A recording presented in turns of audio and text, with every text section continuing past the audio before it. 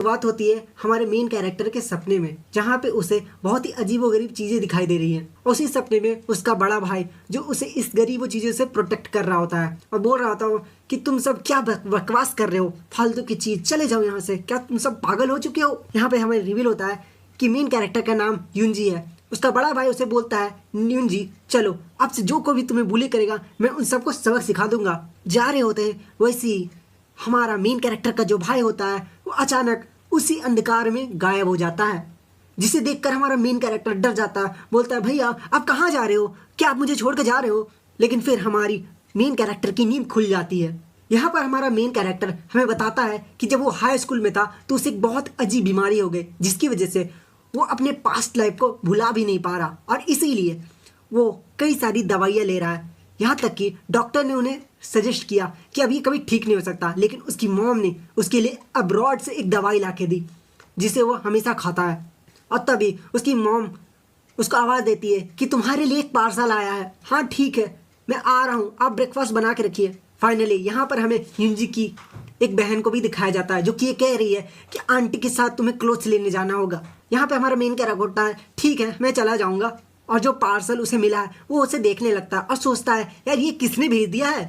लेकिन पीछे एक डरावनी सी आंखें दिखती हैं जिसे देखकर एकदम घबरा जाता है और बाद में पता चलता है कि ये उसकी दादी है जो कि उसे बहुत गाली दे रही थी और उसका पैर तोड़ने का बात कर रही थी। तब हमारा मेन कैरेक्टर बोलता है कि क्यों क्यों आप मेरा पैर तोड़ना चाहते हैं। तभी उसकी बहन आती है और बोलती है मॉम जरा आप युंजी को दे देखिए, वो 20 साल का हो गया है, यानी कि 20 साल का हो गया है, अब तो उसे डेट करना चाहिए ना। और क्या वो डेट करने इस कपड़ों में जाएगा, तो हमें उसके लिए कोई नया कपड़ा तो लेना चाहिए ना। तुम लोग क्या सोचते हो, क्या मुझे पता नहीं कि तुम लोग दोनों क्या प्लान कर रहे हो। आज मैं एक डेट पर जा रही हूँ क्योंकि अगर मैं सिंगल रहूंगी ना तो मेरा कोई देखभाल करने वाला नहीं होगा, इसलिए मैं आज डेट पर जा रही हूँ। हमारी मेन कैरेक्टर जो सिस्टर होती है वो बोलती है अब अपने बारे में सोच रहे हैं, यहाँ मेरे भाई के बारे में सोचिए, उनका एज हो गया है 20 साल और आप तो बुढ़ा गई हैं। हमारा मेन कैरेक्टर उन्हें ऐसे ही छोड़ देता है लड़ने के लिए और चुपचाप से वहां से चला जाता है उस बॉक्स को देखने के लिए जो कि पार्सल में आया हुआ है। वो बॉक्स खोल के देखता है तो उसके अंदर क्या मिलता है, एक वीआईपी कार्ड जो कि एकदम खाली होता है और उसके अंदर एक लेटर होता है जिस लेटर में लिखा होता है युंजी मुझे एक बहुत ही मजेदार चीज मिली थी, मुझे लगा कि वो मेरी जिंदगी बदल देगा, लेकिन मेरे पास उतनी ताकत नहीं कि मैं उसको संभाल सकूं, इसलिए मैं तुम्हें देता हूँ कि तुम मेरे दोस्त हो और ये गिफ्ट मेरी तरफ से तुमको दे दी। तभी हमारे मेन कैरेक्टर को किसी की कॉल आती है, ओह ब्रदर बिंग। लेकिन तभी उधर से आवाज आती है मैं बिंग का डैड बोल रहा हूँ। और ये सुनकर हमारी मेन कैरेक्टर की दुनिया हिल जाती है। बिंग के डैड कुछ ऐसा बोलते हैं जिसको सुनकर हमारे मेन कैरेक्टर की रातों की नींद उड़ जाती है। उसके डैड बोलते हैं कि मैं अभी स्कूल में हूँ और बिंग लापता हो चुका है, वो गायब हो चुका है। और ये सुनकर हमारा मेन कैरेक्टर बहुत ही हिल जाता है। वो सोचने लगता है ऐसा कैसे हो सकता है, मैं कल ही तो उसे मिला था, क्या आपने पुलिस को कॉल किया और बताया कि बिंग लापता हो चुका है। तभी बिंग का डैड बोलता है कि मुझे भी नहीं पता, इसको एक्सप्लेन करना बहुत ही हार्ड है क्योंकि बिंग अचानक से ही गायब हो गया, पुलिस ने पूरा सीसीटीवी छान दिया लेकिन बिंग का कोई अता पता ही नहीं मिला। और यह सुनकर हमारे मेन कैरेक्टर सोचने लगता है ऐसा भी पॉसिबल है कोई बंदा रातों रात अचानक से अपने घर से ही गायब हो जाए, कि उसे किडनैप कर लिया गया है लेकिन सीसीटीवी के फुटेज में तो कुछ मिला ही नहीं। तभी हमारे मेन कैरेक्टर की जेब से वो ब्लैक कार्ड चमकने लगता है। वो देखता है अरे ये क्या हो रहा है मेरे साथ। वो सोचता है कि मुझे इस कार्ड को निकालना चाहिए, लेकिन फिर उसकी हालत बहुत खराब होने लगती है और जल्द से जल्द अपनी दवाई लेने लगता है, लेकिन उसकी हालत इतनी खराब हो चुकी है कि वो दवाई भी नहीं ले पा रहा है। यहाँ पर हमारे मेन कैरेक्टर की हालत बहुत ही खराब होती है, इसलिए वह जल्द से जल्द अपनी गोली ले लेता है। तभी बाहर से उसकी दादी उसे आवाज देती है कि युंजी सिक्योरिटी ब्यूरो से कुछ लोग तुमसे मिलने के लिए आए हैं। युंजी कहता है हाँ मैं बस आ रहा हूँ। युंजी की आंट बोलती है युंजी मैंने इन तीनों की आईडी देख ली है और ये सच में सिक्योरिटी ब्यूरो से ही आए हुए हैं, लेकिन सबसे पहले मुझे तुम ये बात बताओ क्या तुम मेरे पीठ पीछे कुछ गलत काम कर रहे थे क्या। हमारा मेन कैरेक्टर बोलता है नहीं ऐसा मैं कुछ नहीं करता हूँ। जो 3 लोग वहाँ पर आए हैं उनमें से एक बोलता है सॉरी हम तुम्हें डिस्टर्ब कर रहे हैं, लेकिन क्या तुम्हें बिंग के बारे में कुछ पता है। हमारा मेन कैरेक्टर बोलता है हाँ बिंग मेरा भाई है, हम दोनों साथ में बड़े हुए हैं। और ऐसा कहकर वो उन तीनों को अंदर बुला लेता है। उन तीनों का जो हेड होता है वो बोलता है कल रात को बिंग अचानक से गायब हो चुका है, वो किसी भी सीसीटीवी कैमरा में कैप्चर नहीं हुआ कि वो अचानक से गया तो गया कहाँ। ये सुनकर हमारा मेन कैरेक्टर थोड़ा सा शॉक हो जाता है और बोलता है गायब हो गया, ऐसा कैसे हो सकता है कि वो गायब हो जाएगा। ये बुढ़ा बोलता है, तभी वो बुढ़ा बोलता है क्या तुम्हें कुछ स्ट्रेंज पार्सल मिला था। हमारे मेन कैरेक्टर थोड़ा सोचता है और बोलता है हाँ मिला था बट वो खाली था, उसके अंदर कुछ था ही नहीं। बुढ़ा बोलता है अच्छा ठीक है तो क्या मैं तुम्हारा कंप्यूटर, तुम्हारा रूम और तुम्हारा फोन चेक कर सकता हूँ। युंजी बोलता है है हाँ ठीक है आप कर लीजिए। एक लड़की उससे कहती है चलो बेटा अपना फोन इधर दो। युंजी थोड़ा घबरा जाता है और घबराते घबराते अपना फोन देता है और कहता है कि प्लीज इसमें मेरा एक स्टडी मटेरियल है तो प्लीज उसे मत देखिएगा। वो लड़की स्माइल करते हुए बोलती है ना ना हम सिर्फ वही चीजों को देखेंगे जो बिंग से रिलेटेड है, अगर वो स्टडी मटेरियल भी बिंग से रिलेटेड है तो हम उसको भी देख डालेंगे। तब युंजी उस बुड्ढे से पूछता है क्या मैं आपसे बिंग के बारे में कुछ क्वेश्चन पूछ सकता हूँ कि वो कैसे गायब हुआ। तो बुड्ढा बोलता है हाँ बिंग कल रात को अपने रूम में था और अपने रूम से ही वो गायब हो गया, किसी को ये पता भी नहीं चला कि वो गायब कैसे हुआ। उसकी रूममेट को भी ये नहीं पता कि आखिर वो अचानक से गायब कैसे हुआ। हमारा मेन कैरेक्टर सोचता है ये सारी वही बातें हैं जो कि बिंग के डैड ने मुझे बताई हैं। तब बुड्ढा अपनी औकात दिखाते हुए बोलता है अगर तुम मुझसे कुछ चीज छुपाओगे तो तुम्हें इसका बड़ा भुगतान करना पड़ जाएगा, समझ जाओ तुम। हमारा मेन कैरेक्टर सोचता है अच्छा जी ये हमको धमकी दे रहा है। तभी वो लड़की युंजी का फोन चेक करके उसे वापस दे रही थी। तभी युंजी उसकी फेस को देखकर शर्म से पानी पानी हो जाता है। वो बुड्ढा जाते हुए बोलता है ये लो मेरा विजिटिंग कार्ड, अगर तुम्हें कुछ भी बिंग के बारे में पता चले तो चुपचाप से मुझे बता देना। युंजी बोलता है ठीक है मैं आपको इन्फॉर्म जरूर कर दूंगा अगर मुझे कुछ पता चलता है तो। युंजी की दादी बोलती है क्या बिंग अचानक से गायब हो गया, ऐसे कैसे गायब हो सकता है। हमारे मेन कैरेक्टर बोलता है और अभी मेरा सर बहुत दर्द दे रहा है तो मैं अभी अपने कमरे में रेस्ट करने जा रहा हूँ। सीन शिफ्ट होता है उस गाड़ी पर जहाँ पे ये तीनों लोग बैठे हुए थे। लड़की बोलती है मुझे कुछ अजीब मिला है। बुड्ढा बोलता है तो दिखाओ ना। वो कहती है कि मुझे उस बच्चे के फोन में एक टन ऑफ हिडन फोल्डर मिला था। ये सुनकर बुड्ढा एकदम शॉक हो जाता है यार टन ऑफ हिडन फोल्डर मतलब कितने फोल्डर और किस टाइप के फोल्डर। वो लड़की बोलती है कि इस बच्चे को मैच्योर वुमेन्स बहुत पसंद है और इसलिए उसका स्टडी मटेरियल बना के उसने अपने फोन में रखा हुआ है। और इससे भी ज्यादा अजीब बात यह है कि उसका जो रिसाइकल बिन है वो पूरी तरह से खाली था और यहाँ तक कि उसका सोशल सर्कल भी बहुत बड़ा है। लेकिन हैरानी की बात यह है कि वो बस एक ही ग्रुप में एक्टिव रहता है और वो भी कोई गेमिंग कंसोल ग्रुप है बस, उसके अलावा वो सब चीज में इनएक्टिव है।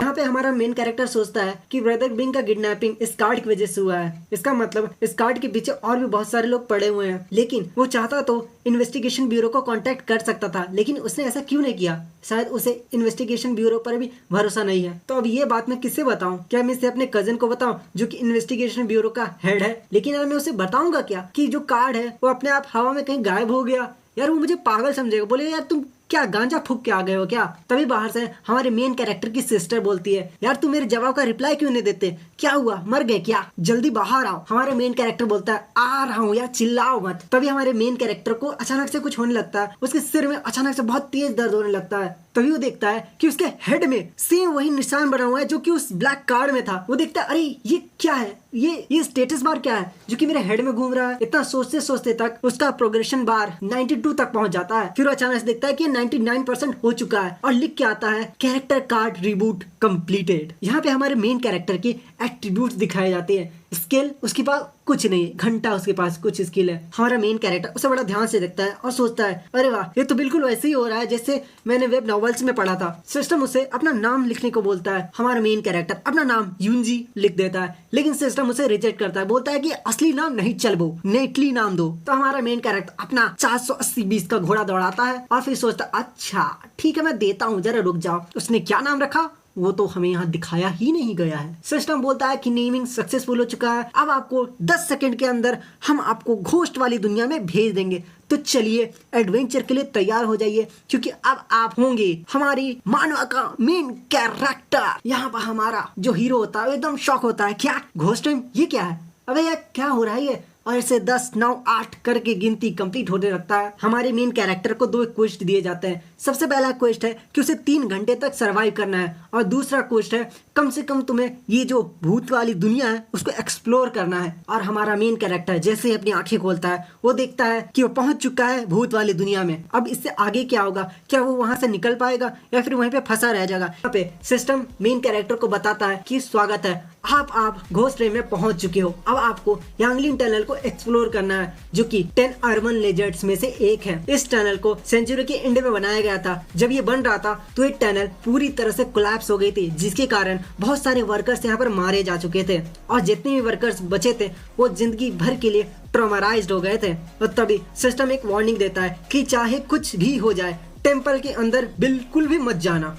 हमारा मेन कैरेक्टर टनल को देखता है और सोचता है ये टनल तो यांगलिंग टनल है और ये घोस्टेड है, ऐसा कैसे हो सकता है? जब मैं अपने होम टाउन आ रहा था तो मैं तो इसी के रास्ते से आया था, लेकिन ये टनल वैसा नहीं दिख रहा जैसा पहले दिखता था, ये बड़ा ही पुराना दिखता है। कहीं मैं दूसरे वर्ल्ड में तो नहीं आ गया या फिर दूसरे टाइमलाइन में तो नहीं पहुंच गया। और फिर सोचता है किसी सुपर नेचुरल पावर ने मुझे 2 टास्क दिए हैं जो कि एकदम एस रैंक के हैं, यानी कि अगर मैं इस टास्क को कंप्लीट नहीं कर पाया तो शायद मेरी जान भी जा सकती है और मुझे 3 घंटा सरवाइव करना है। इसका मतलब ये टनल कोई नॉर्मल टनल तो नहीं है, यानी कि इस टनल में कुछ तो गड़बड़ी है। ये सारी चीज वो सोच ही रहा था कि वो देखता है कि उसके पास कोई आ रहा है। जब वो उसकी तरफ देखता है तो वो देखता है कोई एक चीज नहीं बल्कि बहुत सारी मरी हुए लोग उसकी तरफ आ रहा है। और ये देखकर हमारी मेन कैरेक्टर की फट के चौसठ हो जाती है और वो जल्दी से वहां से भागने लगता है। लेकिन भागते भागते वो देखता है कि यार बड़ा अजीब है, वो लोग मेरा पीछा ही नहीं कर रहे हैं, ऐसा क्यों है? तब वो आगे देखता है तो फिर उसे पता चलता है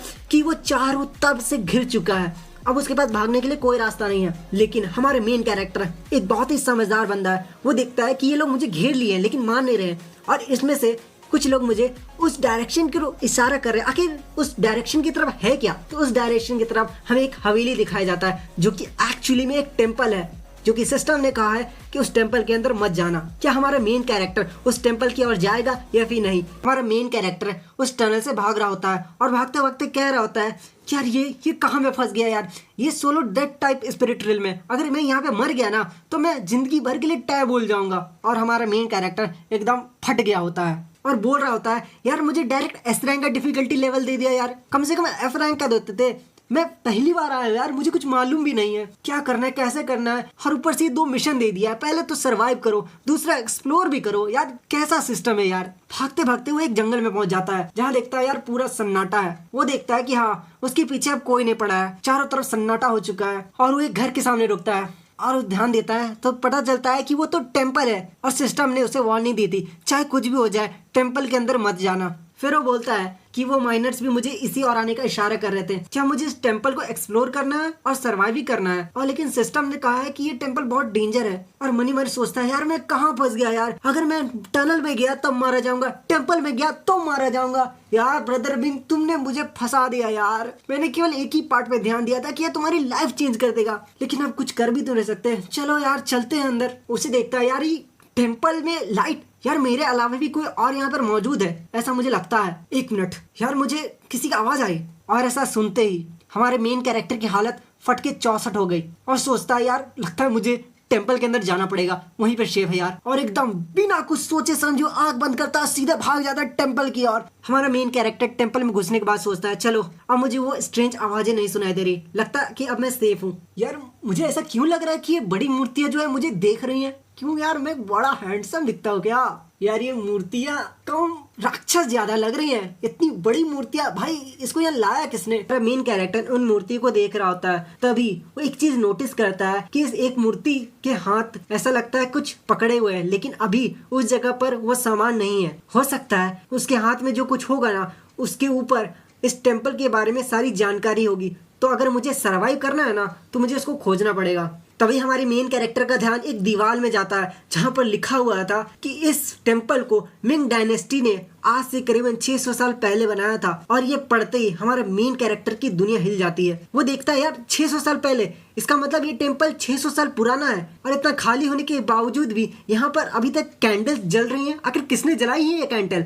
तभी हमारे मेन कैरेक्टर का ध्यान एक स्केलेटन पर पड़ता है। इसके पैकेट में क्या है यार जरा देखता हूँ। डिसाइपल्स कहते हैं कि सेंदाओ माउंटेन बहुत ही हॉन्टेड है और वहाँ पे कुछ पावरफुल डीमंस रहते हैं जो कि रोज रात को हमारे टेम्पल में आके हमारे डिसाइपल्स को लेके जा रहे हैं। क्या तुम लोग बकवास कर रहे हो? हमारे जो डिसाइपल्स है ना वो कोई मामूली इंसान नहीं है, वो सब कल्टिवेटर्स है। डिसाइपल्स कहते हैं हाँ ऐसा हो सकता है, लेकिन जो घोस्ट है, जो मॉन्स्टर्स है ना वो बहुत ज्यादा ताकतवर है, यहाँ तक हमारे तालिस्मान्स भी उसे रोक नहीं पा रहे। सीन एक लड़की तरफ शिफ्ट होता है जो लिख रही होती है कि मुझे बहुत ही गलत फीलिंग हो रही है सीनियर ब्रदर को लेकर, मुझे लगता है कि वो अभी डिसाइपल होने वाले हैं, मुझे जाके इसके लिए एल्डर सीनियर ब्रदर से बात करनी होगी। और अभी कुल 3 दिन बीत चुके हैं और इन 3 दिनों में बहुत सारे डिसाइपल्स लोग गायब हो चुके हैं हमारे टेम्पल्स में से। वो लड़की मास्टर के पास जाके बोलती है मास्टर हमारे एल्डर सीनियर भी गायब हो चुके हैं, अब क्या करना है? आपको क्या मालूम है? कुछ बताइए तो सही, हमें क्या करना चाहिए आगे? मास्टर बोलते हैं ठीक है तुम मेरे रूम के अंदर आओ, मैं तुम्हें सारा सीक्रेट बताता हूँ। हमारा मेन कैरेक्टर उन लेटर्स को पढ़ रहा था और सोच रहा था अच्छा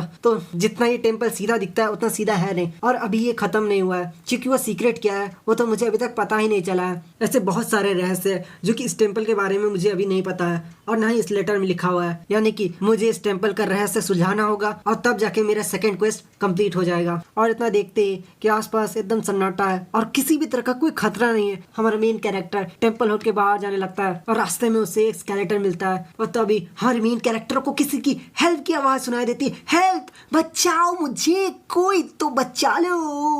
और हमारा मेन कैरेक्टर रोते हुए बोलता है यार तुम्हें हेल्प की जरूरत नहीं है, मुझे हेल्प की जरूरत है यार, क्या तुम चिल्ला रहे हो, तुम्हारी वजह से मेरी हालत टाइट हो रही है। और सोचता है इस बार तो मैंने जो साउंड सुना है एकदम क्लियर है, लगता है यहाँ पे कोई पर्सन है जिसको हेल्प चाहिए, क्या ब्रदर बिंग है? मेन कैरेक्टर एक स्केलेटन को देख रहा होता है और सोच रहा होता है एक और स्केलेटन, और इसका स्कैपुला पूरी तरह से टूट चुका है, लेकिन इसके पॉकेट में क्या है? और इसके पॉकेट में उसे एक कागज, एक मिरर और एक बुक मिलता है। तब ये सिस्टम उसे बताता है कि रियल्म आइटम डिस्कवर्ड किया गया। सिस्टम उसे बताता है कि एक तरह का टैलिस्मान है जो कि बहुत ही पावरफुल नाइट गॉड के द्वारा बनाया गया है और इसका यूज तुम केवल एक बार ही कर सकते हो।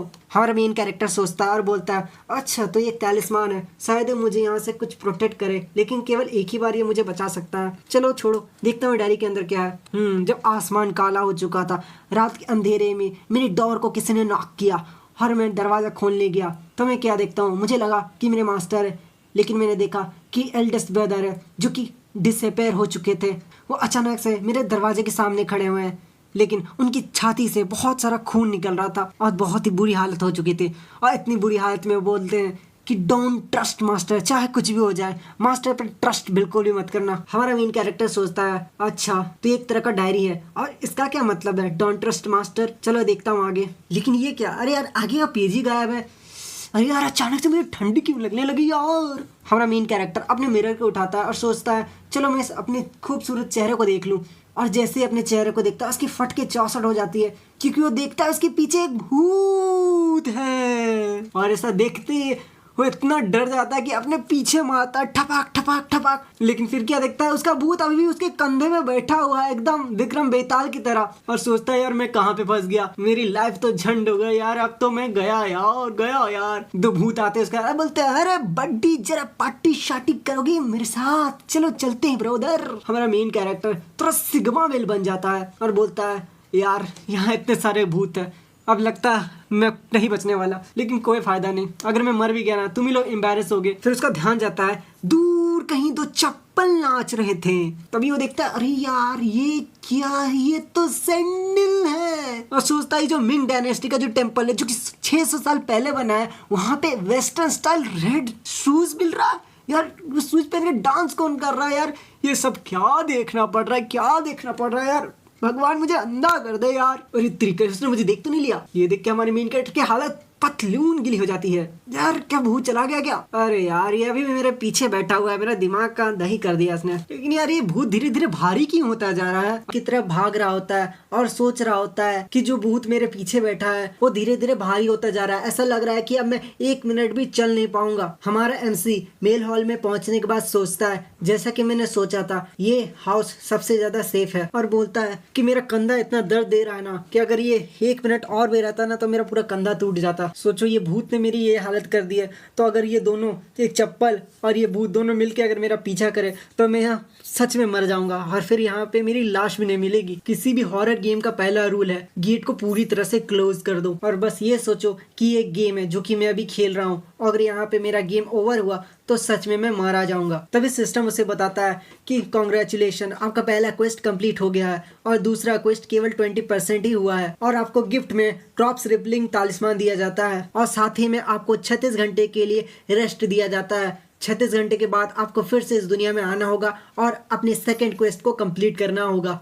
और ऐसा कहते ही हमारा मेन कैरेक्टर वहां से टेलीपोर्ट होके सीधे अपने होम में आ जाता है और सोचता है अच्छा चलो मैं अब आ गया घर में, ये मेरा रूम ही है, और यहाँ की खुशबू, यार क्या खुशबू है, मजा आ गया। लेकिन उधर से एक कॉल आता है, उधर से आवाज आता है कॉन्ग्रेचुलेशन, तो तुम स्पिरिट रिल्म से वापस आ गए हो। हमारा मेन कैरेक्टर थोड़ा सीरियस हो जाता है और बोलता है हमारे एमसी को अभी तक ये पता नहीं है कि स्पिरिट रिल्म होता क्या है, इसलिए वो बोलता है स्पिरिट रिल्म, आखिर ये स्पिरिट रिल्म है क्या चीज। तभी हमें दिखाया जाता है कि वो बुढ़ा है और बुढ़ा बोलता है कि वो क्या है वो मैं तुम्हें अभी नहीं बता सकता, लेकिन तुम्हारे पास चॉइस है, क्या तुम जानना चाहते हो कि आखिर ये है क्या, और क्या तुम ऑफिशियली एक स्पिरिट रिल्म वॉकर बनना चाहते हो। हमारा मेन कैरेक्टर जोश में आ जाता है, बोलता है हाँ करूंगा यार, क्यों नहीं करूंगा, अपने देश की कंट्री के लिए मैं कुछ भी करने के लिए तैयार हूँ। वो बुढ़ा बोलता है जैसा कि तुमसे उम्मीद था, तुम कुछ ऐसा ही कहने वाले हो, ठीक है तो कल सुबह 8 बजे तैयार रहना। एमसी बोलता है ठीक है मैं आ जाऊंगा, लेकिन उससे पहले मुझे माफ कर दीजिए, क्या है ना ब्रदर बिंग ने मुझे ये कार्ड दिया था, वो कि उसके बारे में मैंने आपको बताया नहीं। वो बुढ़ा बोलता है हाँ तुम कॉन्शियस थे और ज्यादा कुछ नहीं, इसमें कोई बुरी बात नहीं है, लेकिन अगली बार से ध्यान रखना। सीन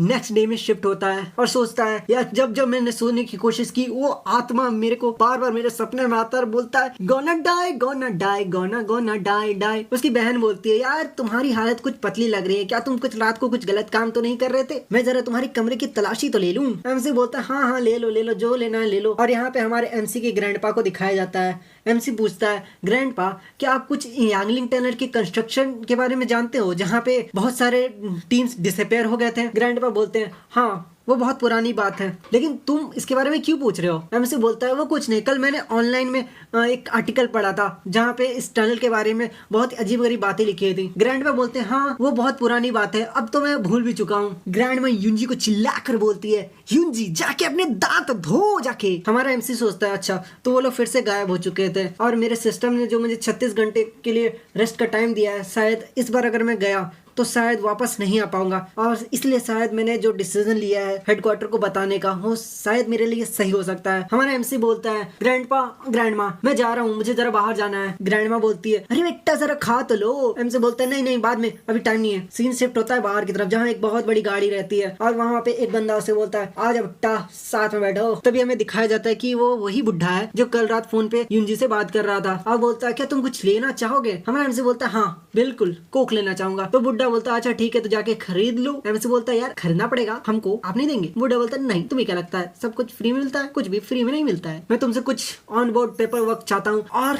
तुम्हें कुछ बेसिक ट्रेनिंग भी दूंगा ताकि तुम वहाँ से जिंदा बच के वापस आ सको। और उससे पहले मैं तुम्हें अपने बारे में कुछ बता देता हूँ। मेरा नाम है ली डोंगजी और मैं एक स्पिरिट रिल्म वॉकर हूँ जो कि लेवल 3 का है और बाकी सब वहाँ पढ़ सकते हैं आप आराम से। घबराने की बात नहीं, अब से हम कलीग हो चुके हैं। और एपिसोड 9 की शुरुआत में हमें वो बुढ़ा इस रिल्म के बारे में हमारे एमसी को बता रहा होता है, तो ज्यादा आगे न बढ़ते हुए हम समराइज कर देते हैं। वो बोलता है कि ये जो सुपर नेचुरल फोर्स है ना इसी को रिल्म्स कहते हैं और इसके बारे में अभी तक साइंस पता नहीं किया है कि आखिर ये है क्या, ये हमारे इसी वर्ल्ड में है या फिर किसी पैरेलल यूनिवर्स में है। और साथ ही इसमें हर कोई एंटर नहीं कर सकता है, केवल वही लोग एंटर कर सकते हैं जिसको ये रिल्म्स अलाउ करता है। वो जो कार्ड है वही इसकी चाबी है जिसको कैरेक्टर कार्ड कहते हैं। कोई नहीं जानता है कि आखिर ये रिल्म्स कैसे और क्यों लोगों को चुनता है और कुछ ट्रायल मिशंस देते करने के लिए जो कि ऐसे खतरनाक तो नहीं होते हैं लेकिन कुछ कुछ मिशंस इंटरेस्टिंग जरूर होते हैं। और जब तुम इस ट्रायल मिशंस को कंप्लीट करोगे ना तो तुम्हें इंटरेस्टिंग रिवॉर्ड्स भी दिए जाएंगे और वो रिवॉर्ड्स में होंगे सुपर पावर्स। हमारा एमसी बोलता है ये कुछ गेम की तरह नहीं लग रहा है। बुड्ढा बोलता है तुम जैसे यंग जनरेशन के लोगों को ज्यादा देर नहीं लगता है समझने में। फिर हमारा बुड्ढा आगे बोलता है देखो 2 टाइप के डंजन है, पहले dungeon solo death type dungeon और दूसरा मल्टीप्लेयर टाइप डंजन। सबसे पहला जो सोलो टाइप डंजन है वो हाई रिस्क है, वहाँ पे डेथ का चांस 100% है, और मल्टीप्लेयर टाइप्स का जो डंजन है उसमें मरने का चांस थोड़ा कम है और साथ में इसमें पेनल्टी भी लग जाती है। हमारा एमसी बोलता है सोलो टाइप डंजन में मरने का रेट इतना हाई क्यों है। बुड्ढा बोलता है देखो मैं तुम्हें समझाता हूँ, जो मल्टीप्लेयर टाइप डंजन है उसमें मरने का चांस बहुत कम है क्योंकि वहाँ पे तुम्हारे अलावा और भी बहुत सारे लोग इंटर करते हैं जो कि स्पिरिट रिल्म वॉकर्स है। तुम्हारा सामना केवल उन्हीं लोगों से होता है जो कि स्पिरिट रिल्म वॉकर्स है और साथ ही में तुम्हारे दोस्त भी रहते हैं जो कि तुम्हें प्रोटेक्ट कर सकते हैं। लेकिन दूसरी ओर सोलो टाइप डंजन में तुम अकेले रहते हो, लेकिन ये डंजन सबसे खतरनाक इसलिए है क्योंकि अगर तुम यहाँ पे फंस गए तुम लिटरली वहाँ से भाग नहीं पाओगे और मारे जाओगे। फिर हमारा एमसी पूछता है क्या ब्रदर बिंग भी इस रिल्म में एंटर किए थे। वो बुड्ढा बोलता है हाँ तुम्हारा भाई भी इस रिल्म में एंटर किया था और अनफॉर्चुनेटली वो मारा गया है। जैसे ही हमारा मेन कैरेक्टर ये सुनता है उसको लगता है 4440 वोल्ट का झटका और बोलता है क्या मारा गया है। पर ऐसे कैसे मारा गया है, आप लोग क्या कर रहे थे? बुड्ढा बोलता है देखो हम उतना श्योर तो नहीं है कि मारा गया या फिर जिंदा है, लेकिन हाँ डंजन में ज्यादा से ज्यादा लोग 6 घंटे 7 घंटे या फिर 2 दिन तक रहते हैं, लेकिन आज 4 दिन हो चुके और अभी तक उसका पता मुझे नहीं पड़ा है। तो इस तरह से देखे तो शायद वो मारा गया होगा। हमारा बुड्ढा बोलता है कि तुम्हारा मोरालिटी स्कोर कितना है? मेन कैरेक्टर बोलता है मेरा मोरालिटी स्कोर 60 है। पर आप पूछ क्यों रहे हैं? बुड्ढा बोलता है देखो तुम्हारा जो स्कोर है वो बहुत ही इंपॉर्टेंट है, चाहे कुछ भी हो जाए अपने स्कोर को 60 से नीचे कभी मत आने देना। और अगर तुम्हारा स्कोर 60 से नीचे आ गया तो इस दुनिया में जितने भी रेल्म वॉकर्स है वो सब तुम्हें मारने के लिए तैयार बैठे हैं। हमारा एमसी बोलता है हाँ मेरा 60 है, लेकिन मैंने कुछ भी गलत काम नहीं किया है। बुड्ढा बोलता है अच्छा तुमने कोई गलत काम नहीं किया है, लेकिन तुम्हारे फोन में जो स्टडी मटेरियल भरा पड़ा था, न्यूड पिक्चर्स थे, वो सब तुम्हारे मोरालिटी को डाउन कर रहे हैं। और ये सुनकर हमारा मेन कैरेक्टर सदमे में पहुंच जाता है। बुड्ढा एकदम हंसते हुए बोलता है यार टेंशन नहीं लेने का, टेंशन जिंदगी में लो ही मत। ये सारी चीजें जो है ना तुम्हारा केवल 1 से लेकर 5 तक ही मोरालिटी डाउन करते हैं। हाँ लेकिन अगर तुमने किसी का मर्डर कर दिया तो डायरेक्टर्स का पेनल्टी लग जाएगा, फिर तुम्हारी तो चटनी बन जाएगी। जिस तरह से तुम्हारा मोरालिटी डाउन हो सकता है ना, उसी तरह से इसको बढ़ाया भी जा सकता है। तो चिल मारो, समझे? Just chill chill just chill. और जहां तक मैंने तुम्हें देखा है तुम बहुत ही अच्छे इंसान हो। हमारा मेन कैरेक्टर बड़ा ही ध्यान से सोच रहा होता है, और वो क्या सोच रहा होता है वो तो मुझे भी नहीं पता है। और हमारा मेन कैरेक्टर बोलता है अच्छा अगर मैं किसी बूढ़ी आदमी को रोड क्रॉस करने में मदद कर दूं तो क्या मेरा मोरालिटी स्कोर बढ़ेगा? बुड्ढा बोलता है हाँ जब तुम कोई अच्छा काम करोगे ना तुम्हारा मोरालिटी स्कोर जरूर बढ़ेगा। हमारा बुड्ढा बोलता है देखो इस दुनिया में बहुत सारे रेल्म वॉकर्स हैं जो कि बहुत ही बुरे हैं, लेकिन तब पर भी वो डोनेशन करते हैं, चैरिटी करते हैं। ऐसा इसलिए करते हैं ताकि उनका मोरालिटी स्कोर जो है ना वो बढ़ता रहे और कभी घट ना जाए, क्योंकि अगर कभी उनका स्कोर घटता है तो उनकी टाइटर फेस हो सकती है। और साथ ही में वो ये बताता है कि देखो बच्चे किसी पर भी भरोसा मत करना। और साथ ही में बोलता है अगर तुम स्पिरिट रेल में जाते हो और किसी से तुम्हारा आमना सामना हो जाता है तो ये तुम्हारे मोरालिटी को इफेक्ट बिल्कुल भी नहीं करेगा, इसलिए चिल मारो। फिर वो हमारे मेन कैरेक्टर को 5 ऑर्गेनाइजेशन के बारे में बताता है, जिसका नाम मैं आपको बता दे रहा हूँ। The 100 flower society, the tiger crops, the red fire gang, the water God palace and central court. हमारा मेन कैरेक्टर सोचता है यार सारे ऑर्गेनाइजेशन के नाम इतने डीमन और मॉन्स्टर जैसे काहे लग रहे हैं यार। फिर वो बड़ा बहुत ही गुस्से से बोलता है कि जो इन 5 में से जो 2 है ना वो बहुत ही हरामी टाइप के हैं। पहला तो वो जो सेंट्रल कोर्ट है ना वो, और दूसरा वाटर गॉड पैलेस। यार ये दोनों ना सबसे बड़े हरामी हैं। और मैं हमारा जो ऑर्गेनाइजेशन है ना यार, हमारा ऑर्गेनाइजेशन का कोई जवाब ही नहीं, यानी कि अपनी ऑर्गेनाइजेशन की तारीफ कर रहा होता है और बाकी 2 की बुराइयां कर रहा होता है। हमारा मेन कैरेक्टर बोलता है अगर जो आप ये बोल रहे हो अगर ये उनको पता चल जाए तो क्या होगा? बुड्ढा उसको बहुत ही गुस्से से देखता है और ये देखते ही हमारी मेन कैरेक्टर फटके हाथ में आ जाती है और बोलता है भाई सॉरी माफ कर दे भाई, नहीं बोलूंगा आपसे, कुछ भी नहीं बोलूंगा। हमारा एमसी उससे नाइट गॉड क्लास के बारे में पूछता है। बुड्ढा उसे बताता है कि जो नाइट गॉड क्लास है वो सबसे स्ट्रॉन्गेस्ट असैसिनेशन होते हैं, उनसे ज्यादा ताकतवर अभी तक कोई नहीं हुआ है, लेकिन वो बहुत ही रेयर होते हैं, इतने रेयर होते हैं कि काश मैं भी चाहता हूँ कि मेरे पास भी एक नाइट गॉड हो। और यहीं पे हमारा एमसी बोलता है अच्छा नाइट गॉड, हाँ तो वो मैं हूँ, मैं एक नाइट गॉड हूँ। और ये बुड्ढा होता है वो हमारे एमसी को एकदम पकड़ लेता है, बोलता है तुम एक नाइट वंडर हो यार, तुम एक नाइट वंडर हो। और उसे जोर से गले लगा लेता है और बोलता है यस आखिरकार मेरी टीम में एक नाइट वंडर आ ही गया। और फिर बोलता है कि ऐसे बहुत सारी टीम्स है जो कि आपस में लड़ रहे हैं एक नाइट वंडर के लिए, लेकिन यार मेरे पास एक नाइट वंडर है। ओ माय गॉड, मुझे एक नाइट वंडर मिल गया, मजा आ गया। नाइट वंडर यानी कि नाइट गॉड क्लास, समझ रहे हैं ना दोस्तों। फिर आगे बुड्ढा बोलता है तुम एक नाइट गॉड हो तो चलो मुझे तुम अपनी आईडी का नाम बताओ, मुझे अभी तक तुम्हारा आईडी का नाम नहीं पता चला है। हमारा मेन कैरेक्टर बोलता है हाँ मेरा नाम है प्रिमोडियल हेवनली लॉर्ड। ये वही नाम है जो उस समय हमारी मेन कैरेक्टर ने सिस्टम में लिखा था। बुड्ढा थोड़ा शॉक हो जाता है, थोड़ा सजमा में होता है,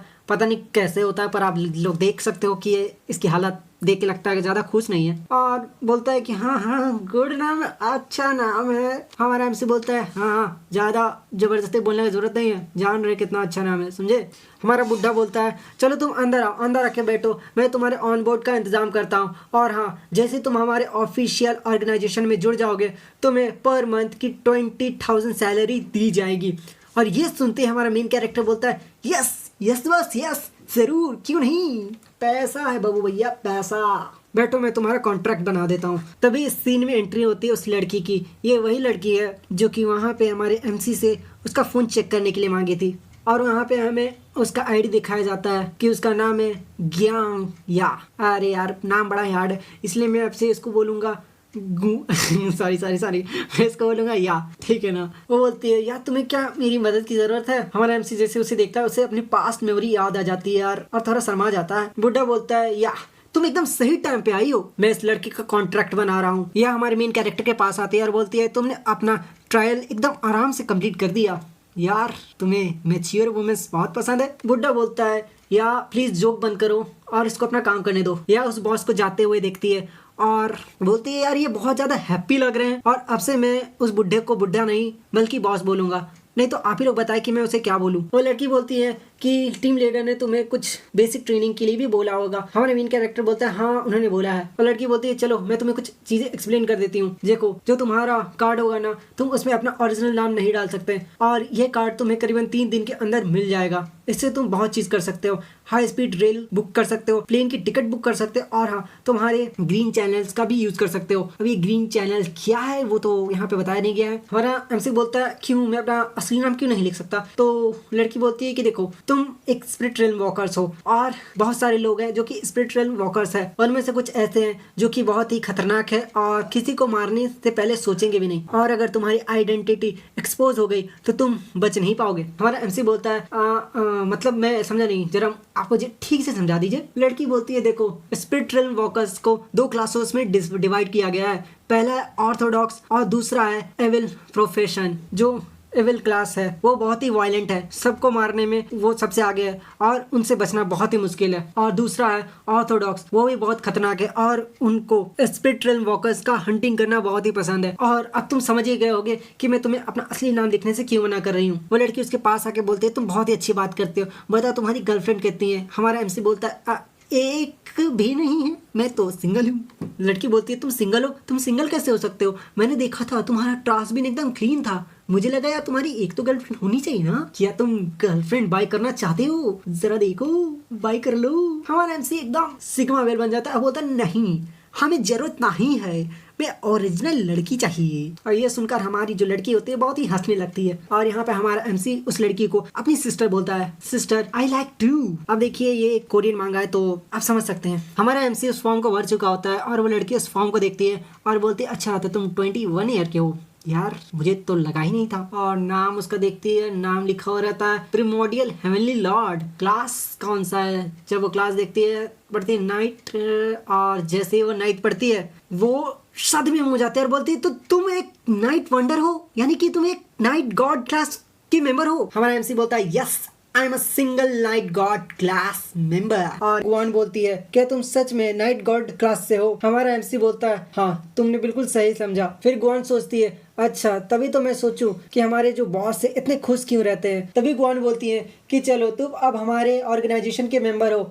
इसलिए तुम किसी भी अदर ऑर्गेनाइजेशन की लड़कियों से बात नहीं कर सकते और रिलेशनशिप के बारे में सोचना भी मत। हमारा एमसी बोलता है हाँ मैं ऐसा करने के बारे में सोच भी नहीं सकता। गुआन बोलती है हाँ बहुत बढ़िया, और हमारे एमसी का फॉर्म देखने लगती है तो देखती है हाँ इसका लेवल 0 है। और इसका ट्रायल मिशन था क्या, जब उसे ट्रायल मिशन के बारे में पता चलता है तो एकदम भौचक्का हो जाती है और पूछती है क्या तुम्हारा ट्रायल मिशन यांगलिंग टनल था। हमारा एमसी उसे बोलता है हाँ मेरा जो ट्रायल मिशन था वो यांगलिंग टनल में ही था। और सोचता है यार इसके एक्सप्रेशन एकदम बदल से गए हैं, क्या कुछ गड़बड़ है। फिर एमसी बोलता है कि मुझे बस अपने इस ट्रायल मिशन के बारे में जानना है क्योंकि आपके चेहरे से लगता है कि कुछ जरूर गड़बड़ है। तभी यहाँ एंट्री होती है 3rd पर्सन की जिसका नाम है वांगताई। वांगताई बोलता है चलो बच्चे तुम मेरे डेस्क में आओ, मैं तुम्हें कुछ दिखाता हूँ। वांगताई बोलता है कि देखो सारे रेम्स तो ठीक है लेकिन ये जो यांगलिंग टनल है वो थोड़ा डिफरेंट है, और ये क्यों डिफरेंट है वो तुम खुद जान लो। यहाँ पर बहुत लंबा चौड़ा भाषण लिखा हुआ था तो मैं आपको समराइज करके बता देता हूँ कि जो यांगलिंग टनल है वो अब तक का सबसे खतरनाक टनल है और इस टनल में से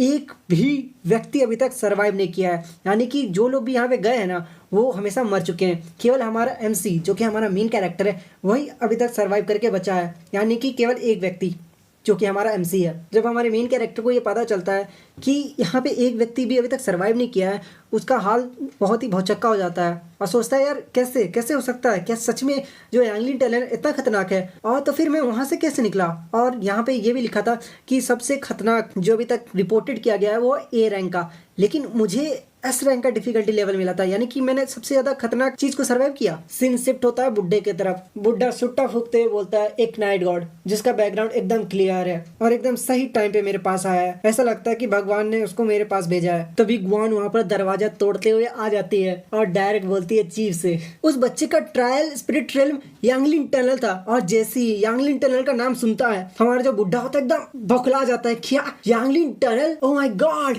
जल्दी चलो, मुझे उसे बताना पड़ेगा। हमारे एमसी के पास पहुंचता है तो देखता है कि एमसी अलग ही सदमे में होता है भाई। वो बुड्ढे से बोलता है, सेक्शन चीफ, क्या मेरा कोई चांस है बचने का? क्या मैं जिंदा बच पाऊंगा या फिर वहीं पे टपक जाऊंगा? बुड्ढा बोलता है, देखो जो स्पिरिट रेल्म ट्रायल है ना, वो सोलो डेथ टाइप ट्रायल है और इसमें मैं तुम्हारी कुछ भी मदद नहीं कर सकता, क्योंकि एक तरह का टेस्ट है। अगर तुम इस टेस्ट में पास हो जाते हो तो तुम्हें मिलेगी सुपर नेचुरल पावर्स, और अगर फेल हो जाते हो तो तुम्हें बचाने वाला कोई नहीं है। लेकिन चिंता मत करो, मैं अपने हायर अथॉरिटी से बात करता हूँ, शायद उसे कुछ यांगलिन टनल के बारे में पता होगा। लेकिन तुमने जो यांगलिन टनल में एक्सपीरियंस किया है वो सारी चीजें मुझे डिटेल में बताओ, ठीक है? और अब तुम घर जा सकते हो, मैं तुम्हें न्यूज भेज दूंगा। एमसी बोलता है, ठीक है सर, मैं जाता हूँ। तभी हमारा एमसी वहाँ से चला जाता है और जाते समय बोलता है, सिस्टर ग्वान, शायद मैं आपसे लास्ट टाइम मिल रहा हूँ और अगली बार शायद आपसे मिलने पाऊँ।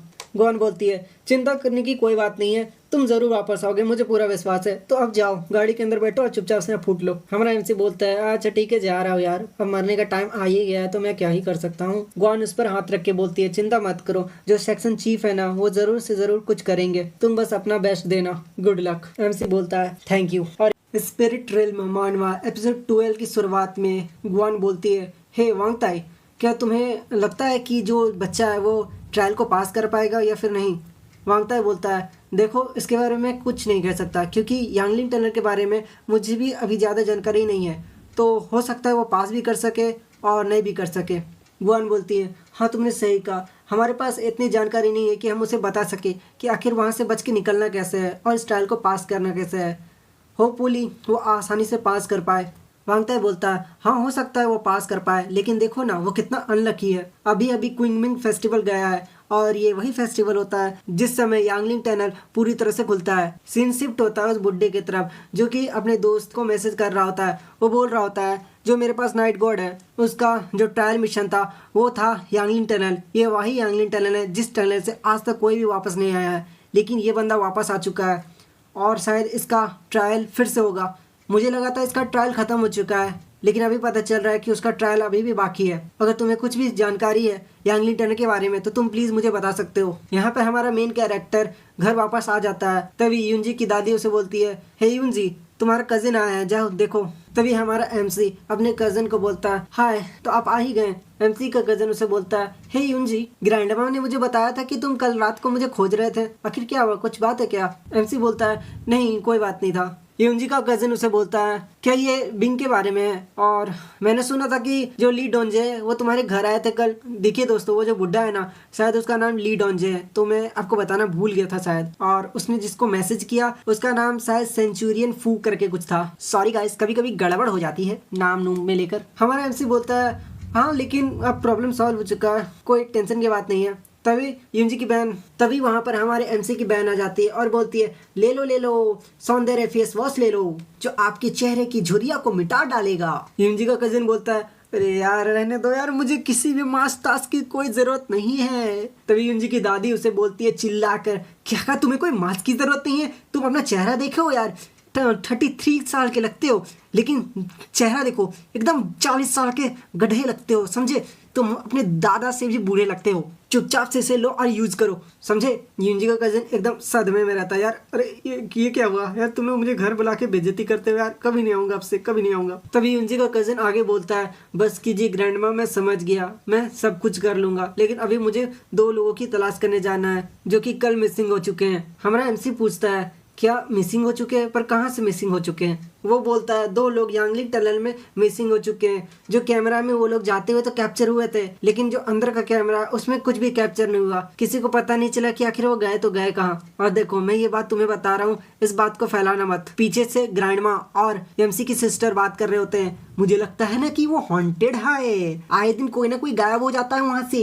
आखिर सरकार उसे बंद क्यों नहीं कर देती? बंद कर देना चाहिए ना। ग्रैंडमा बोलती, हाँ तुमने बिल्कुल सही कहा, बंद तो कर देना चाहिए, पता नहीं सरकार कर क्या रही है। हमारा एमसी सोचता है, जैसा कि उस बुड्ढे ने कहा था, जो स्पिरिट रेल्म है वो हमेशा से वहीं पे एग्जिस्ट करती है और हर साल कोई ना कोई वहाँ पे गायब हो जाता है। आखिर ये स्पिरिट रेल्म है क्या? सीन कैपिटल सिटी में शिफ्ट होता है, जहाँ पर एक बुड्ढा आराम से अपना पंखा होते हुए हवा खा रहा था। तभी एक बंदा आता है और बोलता है, सर आपके लिए कोई मैसेज आया हुआ है। तो वो बुड्ढा बोलता है, अच्छा तो किसी ने मुझे ईमेल सेंड किया है, तो उस ईमेल में क्या है तुम मुझे बताओ। तभी वो लड़का बोलता है कि सर जो संघाई सिटी का सब ऑर्डिनेट है उसने अभी अभी एक नाइट गॉड को रिक्रूट किया है, और आपको पता है उस नाइट गॉड का सबसे पहला ट्रायल क्या था? यांगलिन टनल। और वो चाहते हैं कि आप यांगलिन टनल के बारे में जितना भी जानकारी है उसका एक कॉपी उन्हें सेंड कर दें, ताकि इसकी मदद से वो लड़का आसानी से ट्रायल मिशन को पार कर सके। बुड्ढा बोलता है, हाँ तो ये क्विंगमिंग फेस्टिवल है ना, ये वही टाइम होता है जब यांगलिन टनल को खोला जाता है, लेकिन जो यांगलिन टनल है उसको कंप्लीट करना बहुत ही मुश्किल है। फिर वो बुड्ढा आगे बोलता है कि देखो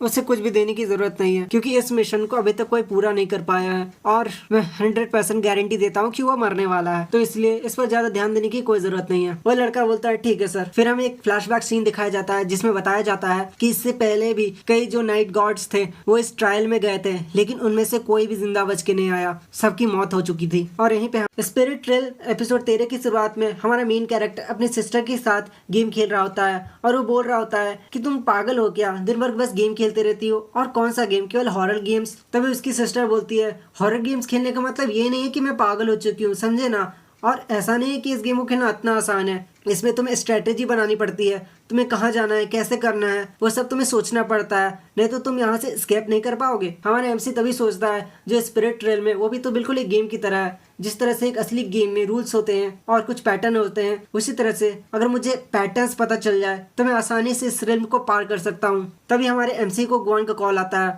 ग्वान उधर से बोलती है, सेक्शन चीफ ने तुम्हें यांगलिन टनल की सारी इन्फॉर्मेशन मेल कर दी है, तो जाके चेक कर लो।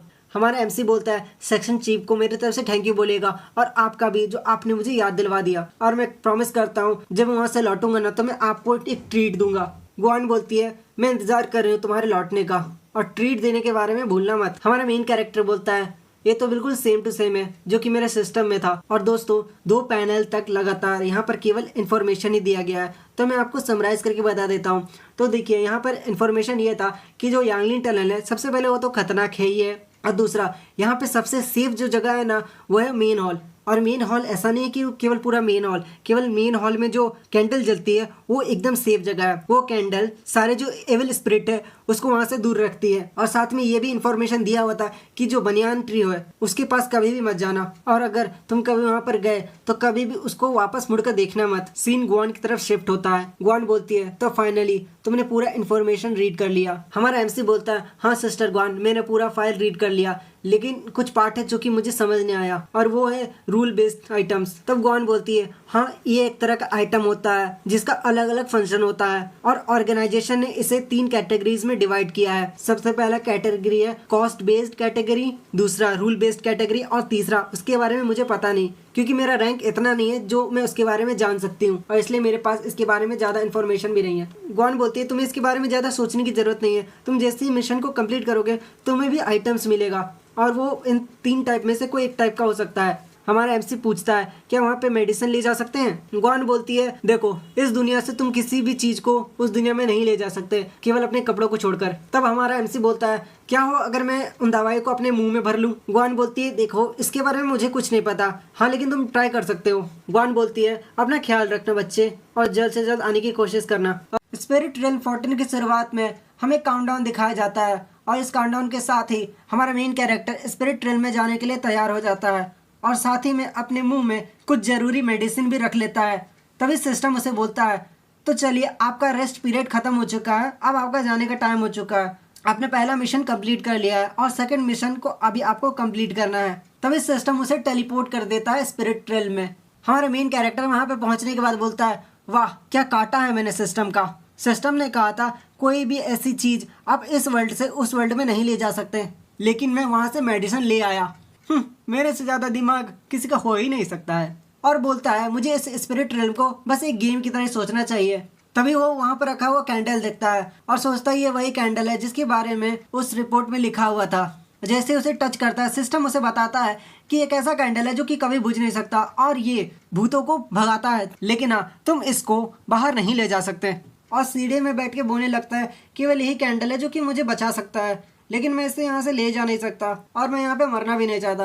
आखिर मैं क्या करूँ? और अगर मैं यहाँ से ज़्यादा दूर चला गया तो अगर मैं वापस नहीं आ पाया तो मेरी जान भी जा सकती है। और जो मैंने ब्लू पिल्स लिए हैं वो मेरा ट्रम्प कार्ड है, लेकिन इसका कोई गारंटी नहीं कि वो मुझे बचा भी सकता है। और अभी यह हमें नहीं बताया गया है कि वो जो ब्लू पिल्स वो लेके आया है अपने साथ, वो आखिर क्या चीज़ का पिल है। वो बोलता है यार यहाँ बैठे बैठे मेरा कुछ हो नहीं सकता यार, मुझे जाना ही पड़ेगा। लेकिन यार मेरी फट रही है जाने से यार, अगर मैं गए तो मैं पक्का मारा जाऊंगा।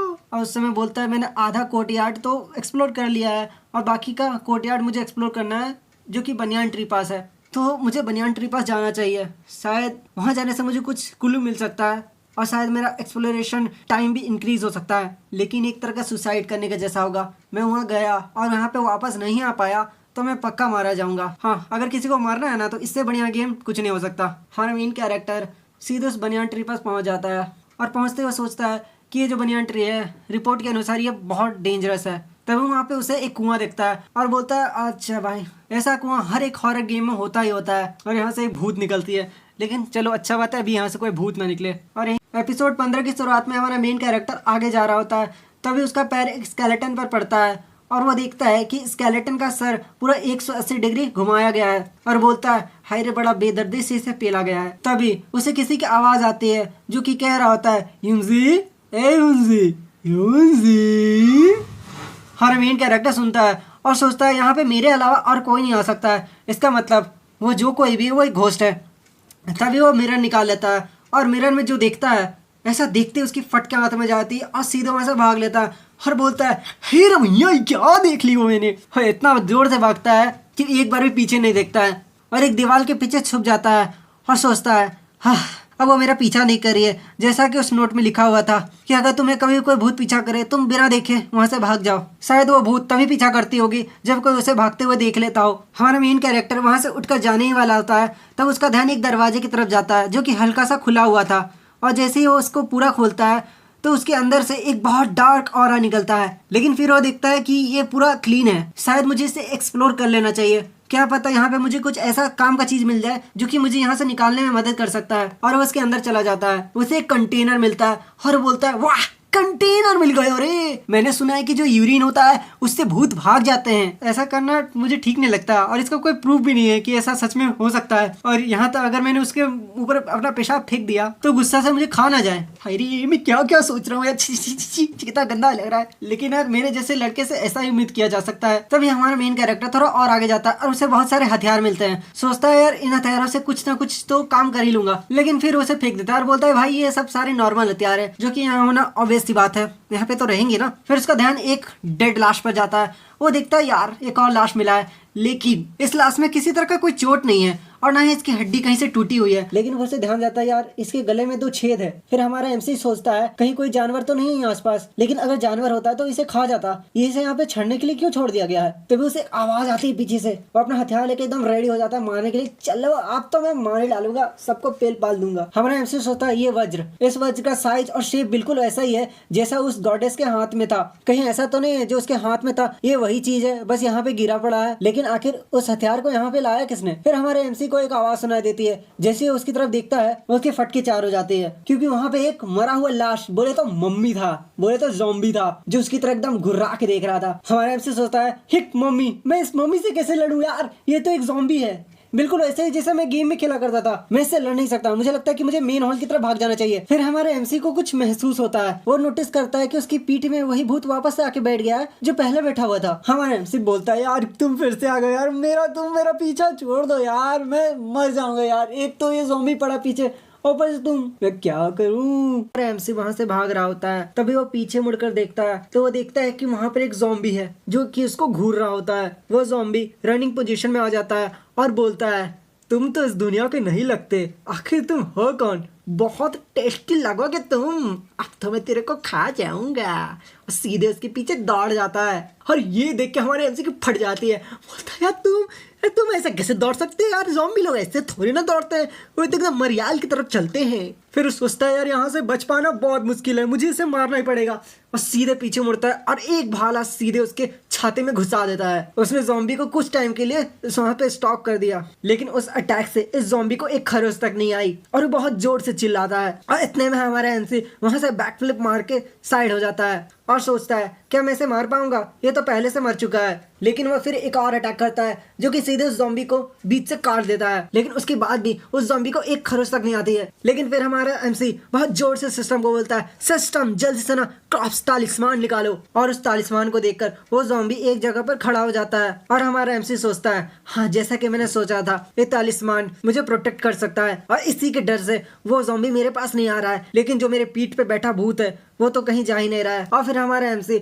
वहां से सीधे 9-2-11 हो जाता है, उस टेंपल हॉल में पहुंच जाता है। वो बोलता है चलो मैं बच गया। और कैरेक्टर को बहुत चोट लगी जाती है और ये चोट उसे कैसे लगी अगर ये आपको जानना है तो आप पिछला एपिसोड देख सकते हैं। वो एक ज़ॉम्बी से लड़ाई कर रहा होता है, तब उसे ये चोट लग जाती है और हमारा एमसी बोलता है उसने मुझे काट दिया है, कहीं इसमें कोई पॉइजन तो नहीं है। मैं यहाँ पे पॉइजन के कारण मरना नहीं चाहता, लेकिन ये जो टेंपल हॉल है इसमें मुझे बिल्कुल भी डर नहीं लग रहा है, शायद इसीलिए क्योंकि यहाँ पे वो जो कैंडल है उसकी वजह से मुझे यहाँ पे डर नहीं लग रहा है। लेकिन मैं यहाँ रह तो नहीं रह सकता हमेशा के लिए, मुझे बाहर जाना पड़ेगा, क्योंकि अगर मैं बाहर नहीं गया तो शायद हो सकता है कि मैं पॉइजन से मारा जाऊं। फिर हमारा एमसी आगे बोलता है जिस तरह से मैंने उस तालिस्मान का यूज़ किया उसी तरह से मैं वो लाल जूते का भी यूज़ कर सकता हूँ। हमारा एमसी हॉल से बाहर निकल जाता है और बोलता है चलो लाल जूते आ जाओ, कहाँ हो तुम, मैं तुम्हारा इंतजार कर रहा हूँ। तभी वहाँ पर वो लाल जूता आ जाता है। ओह नो, ये तो सीधे मेन हॉल के दरवाजे के सामने ही खड़ी हो गई है, अब मैं यहाँ से भाग भी नहीं सकता हूँ। वो जूता बोलती है चलो अगर तुम डांस करने में मुझसे आगे निकल गए तो मैं खुश हो जाऊंगी। फिर वो जूता डांस कर लिया होता है पर यहाँ पे हमें दिखाया नहीं गया है। आगे जूता बोलता है चलो अब तुम्हारी बारी है। हमारा एमसी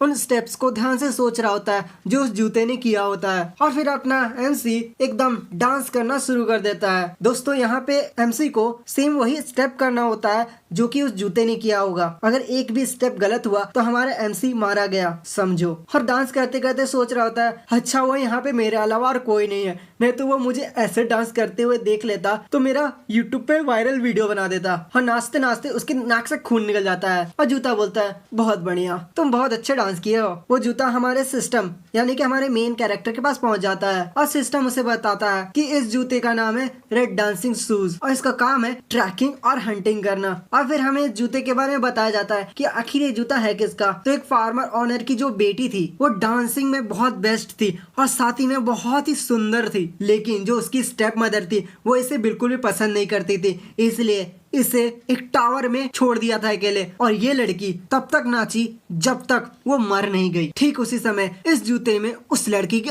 आत्मा आ गई। सिस्टम उसे इसका यूज बताता है। सबसे पहला यूज है तुम इसको पहनकर जिसको भी टारगेट करोगे ना वो समझो गया, उसको फिर इस दुनिया में कोई नहीं बचा सकता। और दूसरा यूज है जब तुम इसे पहनोगे ना तो ये तुम्हारी एजिलिटी को बढ़ा देगा, तुम्हारी पावर, तुम्हारी स्पीड, तुम्हारे स्टैमिना को बूस्ट कर देगा, तुम एकदम बढ़िया सुपरमैन बन जाओगे। लेकिन हाँ अगर तुम इसे 5 मिनट से ज्यादा पहन लेते हो ना तो ये तुम्हारे साथ हमेशा रहेगी, तुम इसे कभी उतार नहीं सकते, ना सोते समय, ना खाते समय, ना हाँकते समय, ये हमेशा तुमको पहनना पड़ेगा, इस दुनिया में भी और उस दुनिया में भी। तो इसे सोच समझ के पहनना। हमारा एमसी सोचता वाह क्या आर्टिफैक्ट है यार, मजा आ गया यार, ऐसा चीज मिल गया यार, इससे तो मैं सबको पेल दूंगा। उस लाल जूते को पहन लेता है और आपको पता नहीं है कि ये लाल जूता है क्या, तो आप हमारा पिछला एपिसोड देख सकते हैं यानी कि एपिसोड 18 देख सकते हैं। यहाँ पे हमारा एमसी जूते को पहनकर उस ज़ॉम्बी को खोजने के लिए निकल जाता है और सोचता है कि यार वो ज़ॉम्बी यहीं पर था, लेकिन आखिर वो अभी गया कहाँ। ये गेम की तरह है तो कहीं वो ज़ॉम्बी वापस से अपनी जगह पे वापस तो नहीं चला गया। लेकिन फिर हमें दिखाया जाता है कि वो ज़ॉम्बी ठीक उसके पीछे है और डायरेक्ट उस पर हमला कर देता है। तभी हमारे एमसी को अचानक से भनक लगती है कि हाँ उसके पीछे से कोई आ रहा है और सीधे घूमता है, लेकिन वो घूमे उससे पहले उसका जूता एकदम उसको बैकफ्लिप मार के सीधे वहां से घसीटते हुए निकाल लेता है वहां से। और जैसे ही वो ज़ॉम्बी उस लाल जूते को देखता है उसके फट के चौसट हो जाती है और सीधे वहां से भाग लेता है। लेकिन वो लाल जूता तो लाल जूता है भाई, कैसे भागने देगा। हमारे एमसी को एकदम kung fu karate, muay Thai karate, martial art सबका यूज कर कर एकदम चक्री की तरह घुमाता है। और ये ज़ॉम्बी देख के उसका फट की चौसट हो रखी है। यार ये कहाँ पे फंस गया यार, मैं इसे मारने आया था लेकिन मैं खुद मारा जाऊंगा। और सीधे उसे एकदम ऐसे लैंड करता है ना कि उसके अंडे फूट जाते हैं और सीधे हमारे एमसी एकदम सुपरमैन की तरह उछलता है और एक लात सॉरी 2 लात सीरीज ज़ॉम्बी के थोपड़े में दे देता है और ऐसा मारता है ना कि ज़ॉम्बी एकदम 240 किलोमीटर दूर जाकर फेंकाता है और यहीं पे हमारा ज़ॉम्बी टपक जाता है।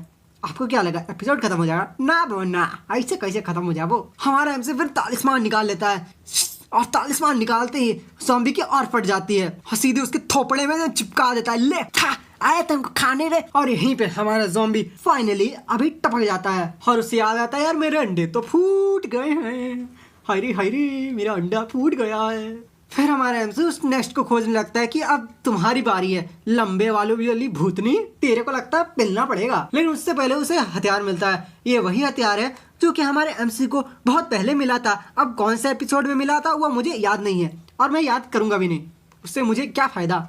तो आप देख सकते हैं, अगर आप शुरू से देख रहे हैं तो आपको पता चल जाएगा कि हथियार क्या है। लेकिन यहाँ पे हमें बताया जाता है कि जो हथियार है ना एक डिवाइन पावर है और इसका यूज अगर तुम करोगे ना तुमको भगवान सूर्य की पावर मिल जाएगी। लेकिन यह हथियार जानलेवा है, तुमको अपना जीवन इसे देना पड़ेगा, यानी कि अपना लाइफ ब्लड इसे दो और भगवान सूर्य की ताकत लो। अगर लेना चाहते हो तो लो, नहीं लेना चाहते तो मत लो, इसमें मेरा क्या घाटा है। यहाँ पे हमें कुछ कहानी बताई जाती है। जो कंस्ट्रक्शन वर्कर था उसने इस हथियार का यूज किया था और सोचा था कि उस ज़ॉम्बी को मार पाएगा, लेकिन वो ज़ॉम्बी को मारे उससे पहले ये लाल जूता उसे लपेट लिया। हमारा एमसी आगे उस कुएं की तरफ बढ़ जाता है उस भूतनी को मारने के लिए। और तो 20 की स्टार्टिंग में हमारा एमसी वापस मेन हॉल में आ जाता है और सोच रहा होता है कि ये पॉइजन धीरे धीरे मेरे हाथों में बढ़ता जा रहा है और मेरे हार्ट और मेरे लंग्स तक पहुंच रहा है। मुझे बहुत ही अनईजी फील हो रहा है, मेरे पास ज़्यादा टाइम नहीं बचा है, अगर मैं यहीं पर रहा तो मैं मारा जाऊंगा।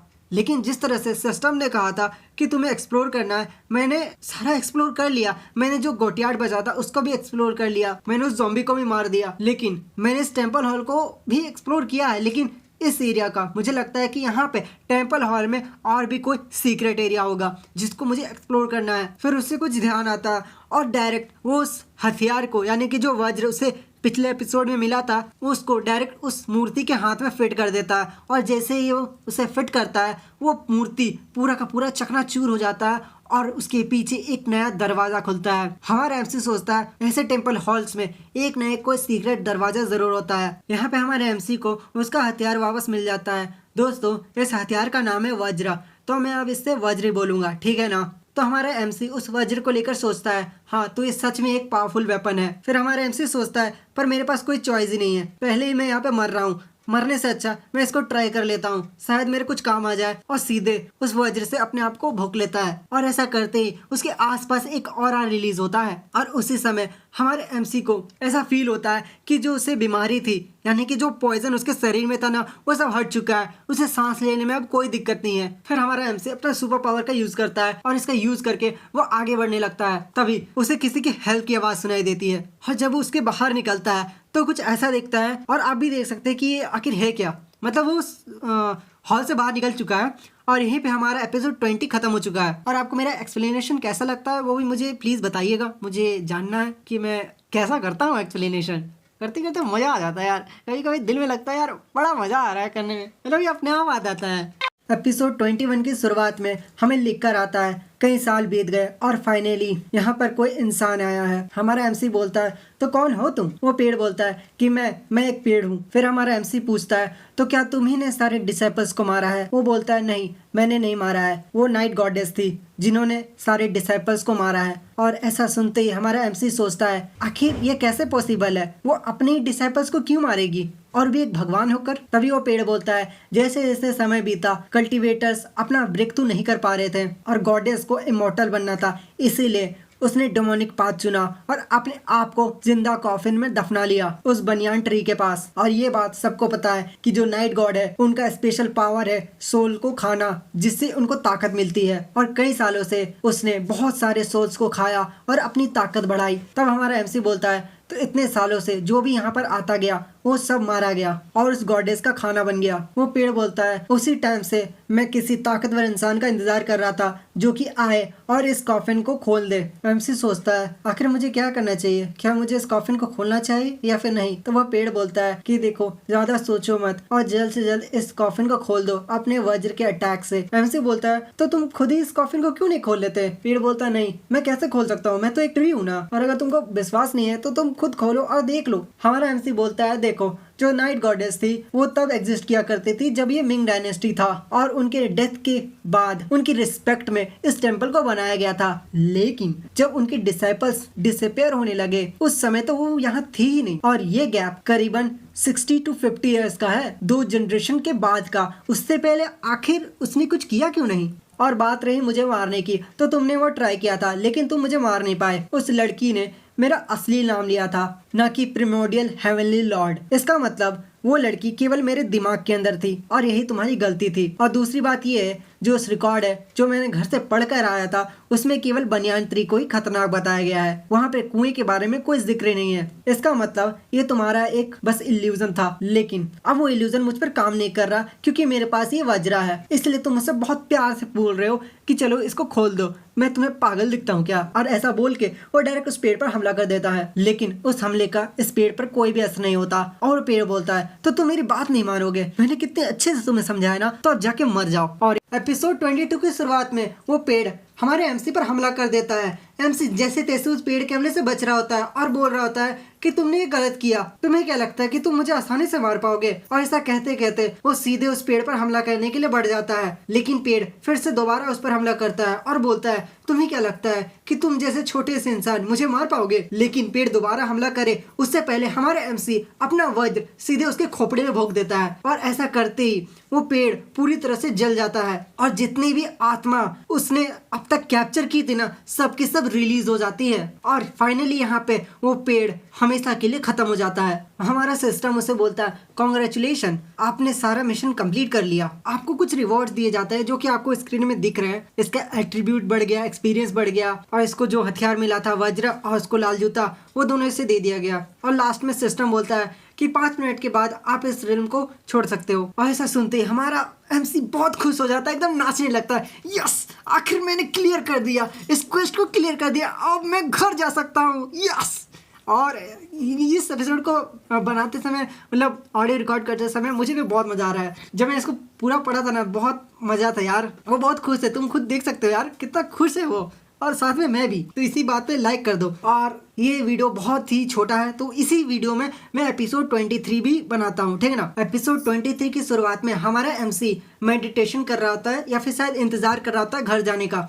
तभी उसके माथे से वो लाइट चमकने लगता है और उसके आसपास एक पिंक ऑरा क्रिएट होता है, और तभी उसका सोल उसके शरीर से बाहर निकल जाता है और बोलता है यस, अब मैं फ्री हो चुका हूँ, मैं घर जा सकता हूँ। लेकिन तभी वो देखता है यार मेरी बॉडी तो यहीं पर है, और सोचता है नहीं ऐसा मत कहना कि मैं मर चुका हूँ, मैं मर कैसे सकता हूँ यार, मैं तो जिंदा हूँ ना। और फिर वो अपने बॉडी में वापस घुस जाता है। तो वो जल्द से जल्द अपना सिस्टम चेक करता है कि आखिर मेरे साथ हुआ क्या। तो उसे सिस्टम दिखाता है कि आप एक नाइट गॉड बन चुके हो। पहले 0 का था ना, लेवल 0 था। अगर आपने नहीं देखा था तो आप एपिसोड 1 देखिए, नहीं एपिसोड 2 देखिए, वहां पे पता चल जाएगा वो 0 था, अभी वो 1 हो चुका है। फिर हमारा एमसी बोलता है तो फाइनली मैंने जूते को टेम कर लिया है, अब ये जूता हमेशा के लिए मेरा हो चुका है। और पता नहीं क्यों मुझे बहुत अच्छा लग रहा है यार, मेरे सारे घाव भी हील हो चुके हैं। हाँ, तो जैसा कि सिस्टम बोल रहा है मैंने जो स्पिरिट रिल्म ट्रायल था उसको 100% कंप्लीट कर दिया है। तो इसका मतलब जो ये कॉफिन है वो खाली होगा या फिर भरा होगा। और मैं थोड़ा क्यूरियस हो रहा हूँ यार, मुझे देखना है कि आखिर इसके अंदर है क्या। और ऐसा सोचते ही वो डायरेक्ट ना वज्र निकाल के सीधे उस कॉफिन को चेक करने के लिए चला जाता है। और जैसे ही उसे खोलता है, मतलब उस कॉफिन को खोलता है, उसके अंदर वही लेडी सो रही होती है जिस लेडी के बारे में वो पेड़ बात कर रहा था। और ये तो वही गॉडेस है जिसके बारे में पेड़ ने बात किया था। इसका मतलब वो पेड़ मुझसे झूठ नहीं बोल रहा था। जहां तक मुझे पता कि मेरा सिस्टम बोल रहा है कि मैंने पूरा क्वेस्ट कंप्लीट कर दिया है, इसका मतलब कहीं मैंने कोई हिडन क्वेस्ट तो नहीं ना ओपन कर दिया। अब मैं क्या करूंगा यार, मैं मारा जाऊंगा फिर से। चलो छोड़ो, कोई बात नहीं यार, इसको वापस से बंद कर देते हैं। ऐसा सोचूंगा कि कुछ हुआ ही नहीं। और जैसे ही वो उसे बंद करने जा रहा था उस लड़की के मुंह में वो कुछ देखता है, और जैसे ही हमारा एमसी उस लड़की का मुंह खोलता है तो उस मुंह से एक क्रिस्टल निकलता है। सिस्टम उसे बताता है कि एक तरह का क्रिस्टल है और आप इसे खा सकते हैं। हमारा एमसी जैसे ही उसको टच करता है वो क्रिस्टल डायरेक्ट उसके माथे यानी कि जो हेड है ना उसके हेड के बीचों बीच एकदम कंज्यूम हो जाता है, मतलब एब्जॉर्ब हो जाता है। और तभी हमारा एमसी बोलता है यस मैं इसे फील कर सकता हूँ, मुझे लगता है कि मैं बहुत पावरफुल हो चुका हूँ, इतना पावरफुल कि मैं एक पूरी दुनिया को तबाह कर सकता हूँ। और लास्ट में हमारा एमसी बोलता है आपका बहुत बहुत थैंक यू इस क्रिस्टल को देने के लिए अमितवा अमितवा। और उस कॉफिन को बंद करके वहां से जा रहा होता है, तभी उसके पीछे से वो कॉफिन अपने आप खुल जाता है और उसमें से एक लड़की निकलती है। और जैसे ही ये एमसी हमारा देखता है उसकी फट के हाथ में आ जाती है, बोलता है यार ये लड़की कैसी, ये तो मर गई थी यार, ये जिंदा कैसे हो गई। उसकी इतनी फट जाती है ना कि वो कुछ बोल नहीं पा रहा होता है। तभी सिस्टम काउंटडाउन करना स्टार्ट कर देता है कि यार 5 सेकंड 4 सेकंड 2 सेकंड, और उसी के बीच में वो लड़की बोलती है मैं तुम्हें खोज के रहूंगी। और उसके एक्सप्रेशन से लगता है कि वो बहुत ही मतलब प्यार से बोल रही है, ऐसा नहीं कि वो उसको मारना चाहती है। और ये चीज हमारा एमसी भी नोटिस कर लेता है। और फाइनली यही इसका लास्ट एपिसोड है जब मैं ये वीडियो रिकॉर्ड कर रहा हूँ। एपिसोड की शुरुआत में वो बोलती है कि मैं तुम्हें ढूंढ लूंगी, और इसी टाइम हमारा एमसी वहां से टेलीपोर्ट होकर अपनी मेन दुनिया में आ जाता है और सोचता है आखिर मैंने कर दिया, मैंने उस स्पिरिट रिल्म को पार कर दिया। लेकिन लास्ट में उसने कुछ बोला था जो मैं ठीक से समझ नहीं पाया। तभी उसे ध्यान जाता है कि उसने अभी तक जूता पहना हुआ है और बोलता है हे हे निकल निकल निकल जा निकल जा जूता निकल जा। हाँ बच गए यार, अभी अगर 1 सेकंड और देर हो जाता ना तो ये जूता हमेशा के लिए मेरे पास रह जाता। फिर लोग मेरे बारे में बहुत अजीब गरीब बात बोलते हैं कि लड़का होकर लड़की का जूता पहन रहा है। फिर वो अपने कमरे से बाहर निकलता है, तभी उसकी आंट बोलती है हे तुमने कल रात को अपना दरवाजा क्यों बंद किया था, तुम तो ऐसा नहीं करते थे। दोस्तों मैं कुछ बताना चाहता हूँ, फर्स्ट एपिसोड में मुझे लगा था कि ये एमसी की सिस्टर है, लेकिन ये उसकी आंट है।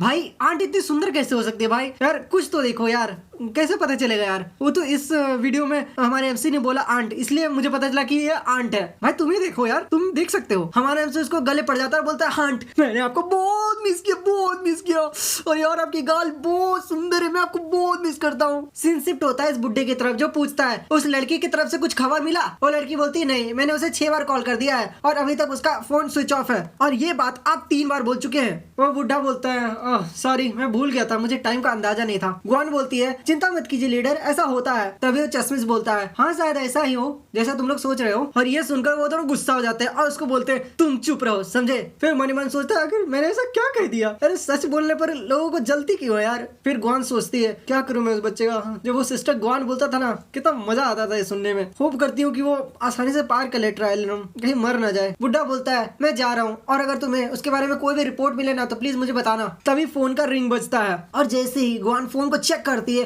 वो देखती है कि हमारे एमसी का कॉल है और पूरा हैरान हो जाती है और बोलती है sir master primordial heavenly Lord का फोन आया। वो बोलता है स्पीकर पे करो अभी करो स्पीकर पे। ग्वान बोलती है हे प्रिमोडियल। एमसी बोलता है सिस्टर ग्वान मैं आ गया, मैंने ट्रायल रन कंप्लीट कर दिया, आपको कैसा लगा, मैंने बोला था ना मैं कर लूंगा तो मैंने कर दिया। और ये सुनते वो तीनों एकदम हैरान हो जाते हैं और हमारा बुड्ढा तो एकदम खुश होकर नाचने लगता है ये बिल्ले बिल्ले शाबा शाबा बिल्ले बिल्ले शाबा शाबा। फिर वो बोलता है ठीक है तुम मुझे बताओ कि आखिर वहां पे हुआ क्या। तो हमारा एमसी वही सब बताता है जो कि हमने पिछले के एपिसोड में देख रखा है। अगर आप लोगों ने नहीं देखा है तो आप लोग कर क्या रहे हो, इस वीडियो में क्यों आए हो, इसको बंद करो डायरेक्ट भागो फर्स्ट एपिसोड में, ठीक ना। मेरा प्लेलिस्ट है जाके चेक करो, वहां पे आपको मजा आएगा, एकदम मजा आएगा। ग्वान बोलती है आखिर तुमने ये किया कैसे, क्या तुम्हारे लिए मुश्किल नहीं था। हमारा एमसी बोलता है नहीं ये मेरे लिए मुश्किल नहीं था। वो बुड्ढा बोलता है बहुत बढ़िया, मुझे तुमसे यही उम्मीद थी, तुम जल्दी से ना हेडक्वार्टर आओ और इसके बारे में रिपोर्ट करो। हमारा एमसी बोलता है ठीक है मैं आ रहा हूँ। ये चश्मिश बोलता है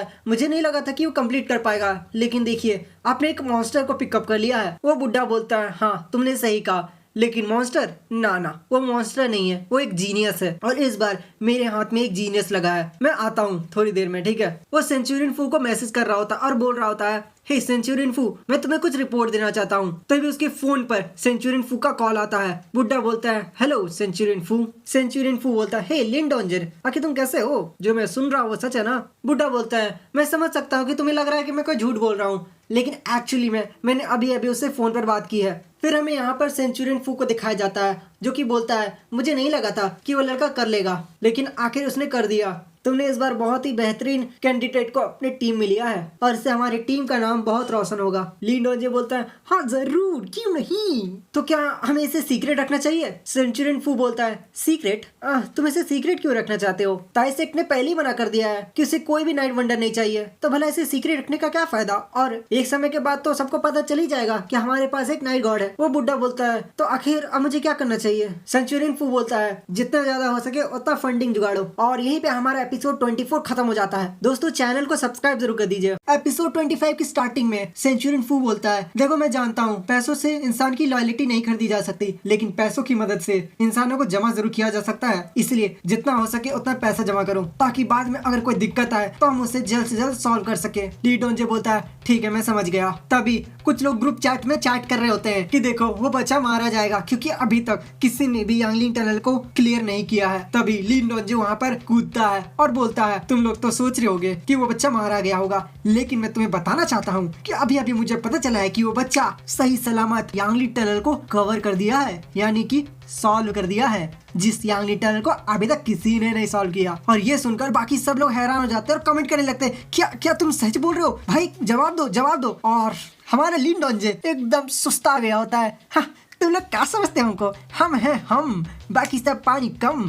तभी एक बंदा उसको पढ़ता है क्या ऐसा कैसे हो सकता है? यांगलिंग टनल इतना खतरनाक टनल है जिसको ताइसेक भी हैंडल नहीं कर सकता और उस टनल को एक नए बच्चे ने हैंडल कर लिया। आखिर ऐसा कैसे हो सकता है? कहीं ताइसेक ने एक टैलेंटेड बंदे को खो तो नहीं दिया? तभी सीन शिफ्ट होता है हमारे एमसी की तरफ जो बोलता है हेलो मेरे एपिक मानवा के दोस्तों, कैसे हैं आप सभी लोग? ग्वान बोलती है अरे तुम आ गए मेरे कलीग, चलो मेरे गले लग जाओ, आ जाओ। हमारा एमसी बोलता है नहीं नहीं नहीं, आपका गले लगना मतलब बहुत एक्सपेंसिव हो जाएगा, मेरी इतनी औकात नहीं कि मैं आपके गले पड़ूं। लड़की बोलती है अच्छा मजाक बहुत अच्छा करते हो तो चलो चलो सेक्शन चीफ के पास चलो, वो तुम्हें बुला रहे हैं। वो बोलती है तुमने वहाँ पे बहुत सारी चीजें पाई होंगी ना, तुम्हें उन सब के बारे में बताने की कोई जरूरत नहीं है, लेकिन अगर तुम चाहते हो तो तुम बता सकते हो, मुझे कोई प्रॉब्लम नहीं। एमसी बोलता है हाँ थैंक यू इस बारे में बताने के लिए, मैं सोचूंगा। हमारे एमसी सेक्शन चीफ के पास पहुंच जाता है और बोलता है हेलो सेक्शन चीफ मैं आ गया। ली डोंजे बोलता है कांग्रेचुलेशन तुमने उसे कंप्लीट कर लिया, लेकिन क्या तुम जानते हो मैं तुम्हारे बारे में चिंतित था। अब तुम सोच रहे होगे कि मैं क्यों चिंतित था। हमारा एमसी बोलता है चिंतित था? अरे मुझे क्या पता आपके दिमाग में क्या चलता है, मैं थोड़ी ना जानता हूँ। वो बोलता है मैं इसलिए चिंतित था क्योंकि मुझे लगता है कि तुम कहीं किडनैप ना हो जाओ, क्योंकि तुम्हारे बारे में बहुत सारी बातें फैलने वाली है बच्चे, इसलिए अपना ध्यान रखना, समझे? एमसी बोलता अच्छा ठीक है मैं ध्यान रखूंगा, वैसे मेरा ध्यान रखने की जिम्मेदारी तो आपकी है, आप संभालो। ली डोंजे बोलता है तो जैसा फोन में बात हुआ था तुमने वहां पर क्या क्या किया और कैसे कैसे किया, उन सब का रिपोर्ट इस बंदे को दो। दोस्तों मैं इस बंदे का नाम फिर से भूल गया, अगर आपको याद है तो कमेंट कर दीजिएगा, ठीक है ना? उस चश्मिश वाले को पूरा डिटेल में सब समझा देता है कि मेरे साथ ये हुआ फनकाना ढिमकाना। फिर वो बुड्ढा बोलता है जो स्पिरिट रिल्म की दुनिया है ना उसमें बहुत सारे ऐसे रेयर आइटम्स हैं जो कि काफ़ी यूनिक है। वैसे रेयर और यूनिक दोनों तो सेम ही होते हैं, पता नहीं यहाँ पे रेयर भी बोला और यूनिक भी बोला। तो मुझे बताओ तुम्हें कौन कौन से आइटम्स मिले थे? हमारा एमसी उन्हें थोड़ा झूठ झूठ बता देता है कि हाँ ये मिला है वो मिला है। तो यहाँ पे हमें उस चश्मिश का नाम दोबारा दिखाया जाता है जिसका नाम है वांग टाई। फाइनली यार वांग टाई, मैं भूल गया था यार। तो ये रिपोर्ट लिख रहा होता है फिर बोलता है हाँ तुमने जैसा डिस्क्रिप्शन दिया है और जैसे तुम्हारा डिफिकल्टी लेवल था जो कि एस रैंक का था उससे ये तुम्हारा मैच नहीं खा रहा, कहीं तुम हमसे कुछ छुपा तो नहीं रहे हो? जो भी छुपा रहे हो ना, मतलब जो भी तुम चीज़ छुपा रहे हो प्लीज़ मुझे बताओ। हमारे हमसे थोड़ा घबरा जाता है और बोलता नहीं नहीं नहीं नहीं मैंने तुमसे कुछ छुपाया नहीं है, बस थोड़ा सा कुछ हाइड कर दिया। एक्चुअली जब मैं वहाँ गया था ना मुझे उस ट्री के पास एक कॉफिन मिला था, और जैसे ये कॉफिन का बात सुनता है हमारा जो बुड्ढा होता है उसके कान खड़े हो जाते हैं और बोलता है कॉफिन? किस टाइप का कॉफिन? हमारे एमसी से बताता है कि जो कॉफिन था उस कॉफिन के अंदर जो माउंटेन गॉड्स की जो लेडी थी ना वो सोई हुई थी, और जब मैंने उसे ओपन किया और ये सुनकर वो बुड्ढा एकदम शॉक हो जाता है कि क्या जग गई? इसका मतलब दो पॉसिबिलिटी हो सकती है, पहला जो माउंटेन गॉड टेम्पल है वो अपग्रेड हो जाएगा और भी बहुत ज्यादा खतरनाक हो जाएगा, और दूसरा जो माउंटेन गॉड टेम्पल है वो डाउनग्रेड हो जाएगा, यानी कि वो खत्म भी हो सकता है। और ये दो ही पॉसिबिलिटी है उस लड़की के जागने की। फिर गुआन बोलती है हे देखो तुम हमसे कुछ और चीज तो नहीं ना छुपा रहे हो, कोई ऐसा इन्फॉर्मेशन जो कि बहुत इंपॉर्टेंट है और इसके बदले में तुम्हें हमारे ऑर्गेनाइजेशन से काफी बेहतर इनाम मिलेगा। हमारे हमसे बोलता नहीं नहीं मुझे पैसों की कोई टेंशन नहीं है, हाँ लेकिन मैं आपसे कुछ नहीं छुपा रहा हूँ, यही लास्ट बात था जो कि मैंने आपको बता दिया। गुआन बोलती है वो लड़की प्रिटी था क्या, कि सुंदर थी कि नहीं सुंदर थी? हमारा एमसी बोलता है सुंदर, हाँ सुंदर तो बहुत थी लेकिन तुमसे ज्यादा सुंदर नहीं थी। और यहीं पे हमारा एपिसोड 25 खत्म हो जाता है। हेलो गाइस, तो एपिसोड 26 की स्टार्टिंग में हमें इस बंदे को दिखाया जाता है जो कि बोलता है, एल्डेस्ट सन प्लीज उठिए। आपको याद है ना कि एक बच्चा था जिसको यांगली टनल का मिशन मिला था, उसने उस मिशन को कंप्लीट कर दिया है और वो एकदम बच के बाहर आ गया है। और ये सुनते उस बुढ़े का आंख खुल जाता है, क्या उसने इस मिशन को कंप्लीट कर दिया है? जल्दी चलो, इसके बारे में सबको बताना पड़ेगा। फिर वो बोलता है, लेकिन इसके बारे में सबको पहले से पता चल चुका है, आपको बताने की कोई जरूरत नहीं है। और हाँ, एक और इन्फॉर्मेशन है जो की मैं आपको बताने आया हूँ। तो एशियन नाइट वंडर थी वो फाइनली जग चुकी है। और ये सुनकर इस बुढ़े की कायनात हिल जाती है और फिर बोलता है, इस बार बहुत बड़ी मीटिंग बुलानी पड़ेगी। सीन शिफ्ट होता है हमारे एमसी की तरफ, जो कि अपने फोन में अपने बारे में पढ़ रहा था कि आखिर जो नाइट वंडर होते हैं, जो नाइट गॉडेस होते हैं, वो उसके पास क्या क्या ताकत होती है, क्या खूबी होती है। तो आप पढ़ लो, मैं उतना बोलने नहीं जाऊंगा। फालतू का यार वही है कि हाँ, असैसिन होते हैं, बड़े मजेदार होते हैं, किल कर देते हैं, एकदम हिटमैन की तरह पिल पाल देते हैं। फिर गॉन से पूछता है, हे सिस्टर गॉन, मेरे पास एक सवाल है, क्या जवाब दोगी? मैंने इंटरनेट पर चेक किया, जो 3 पाथ माउंटेड गॉडेस थी वो एक्चुअली में एग्जिस्ट करती थी इन रियल लाइफ में। तो क्या इसका मतलब ये हो सकता है कि जो स्पिरिट रियल में वो हमारी ही दुनिया का हो? मैं थोड़ा कंफ्यूज हूँ, तो क्या आप बता सकते हो किसके बारे में? गॉन बोलती है, देखो बच्चे, जो स्पिरिट रियल में ना वो रियलिटी और स्पिरिट की दुनिया के बीचों बीच है, यानी कि एकदम समझ जाओ सेंटर के बीचों बीच है। अगर तुमने स्ट्रेंजर थिंग देखा होगा ना, तुमको मालूम होगा, अपसाइड डाउन। समझते हो कि नहीं समझते हो? आए क्यों सब्सक्राइबर, समझते हो कि नहीं समझते हो? बोलो बोलो। और ऐसे बहुत सारी जगह है जो कि एकदम रियल लाइफ पे बेस्ड होते हैं, समझ गए बनना। और तुम थोड़ी टेंशन में लग रहे हैं, क्यों? क्या तुम्हें डर नहीं लग रहा है कि वो आ जाएगी अब तुमको प्यार करेगी? हाँ, वैसे तो वो प्रीटी थी ना, मेरे से भी ज्यादा प्रीटी थी ना। वो बोलते हैं, हाँ सिस्टर गॉन, आप सही बोल रहे हो, लेकिन प्लीज मुझे छोड़ दो। फिर वो बुढ़ा आता है और बोलता है, हे ग्वान, मेरे साथ चलो, मुझे तुमसे कुछ काम है। वो ग्वान को बोलता है, जो व्हाइट टाइगर का गार्ड था वो एक होटल में मारा गया है। ग्वान बोलती है, अच्छा तो ये बात है। फिर बुड्ढा हमारे एमसी को बोलता है, दोपहर को तुम फ्री हो जाओगे तो तुम स्कूल जा सकते हो, ठीक है ना? हमारा एमसी बोलता है, ओके मिस्टर, मैं समझ गया। फिर आगे हमारा एमसी स्कूल की तरफ जा रहा होता है अपनी साइकिल में, लेकिन फिर ये बुढ़ा कुछ बोल रहा होता है।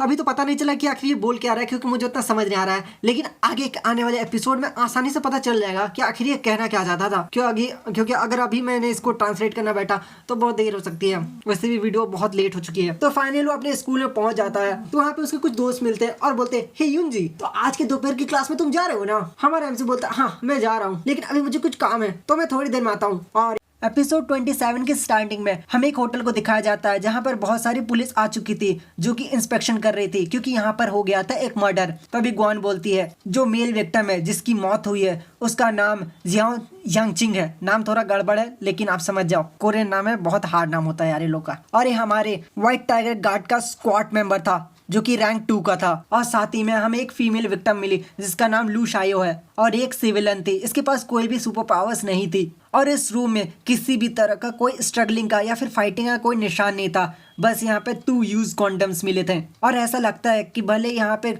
किसी भी तरह का कोई फाइट नहीं हुआ था, लेकिन जिस तरह से इसे मारा गया है उससे पहले इसे बहुत टॉर्चर किया गया था। हो सकता है इससे कोई इन्फॉर्मेशन निकालने की कोशिश की हो। वो बुढ़ा बोलता है, हाँ ऐसा हो सकता है, क्योंकि 5 अलायंस में से एक अलायंस का मेंबर मारा गया है, ये कोई छोटी मोटी बात नहीं है।